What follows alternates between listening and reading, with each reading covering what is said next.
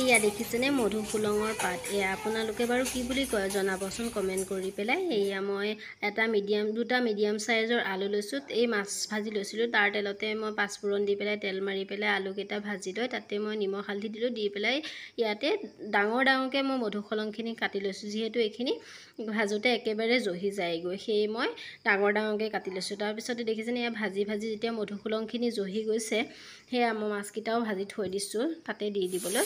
তাৰপিছতে দেখিছেনে কি ধুনীয়াকৈ জহি গ'ল মধুসোলংখিনি। তাতে মই এতিয়া গৰম পানী কৰি থৈছিলোঁ, সেই গৰম পানীখিনি ইয়াতে মই এতিয়া দি দিছোঁ। তাৰপাছতে এতিয়া এইখিনি মই উতলিবৰ কাৰণে অলপ সময়ৰ বাবে ইয়াতে ৰাখি দিছোঁ।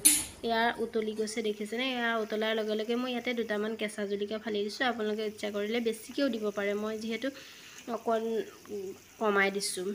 এয়া উতলতে মই ইয়াতে মাছকেইটা দি দিছোঁ। তাৰপাছতে মোৰ এয়া মধুসোলঙৰ টেঙা আঞ্জাখন খাবলৈ যে ইমান সোৱাদ হয় নহয়, আপোনালোকেও বনাই চাবচোন।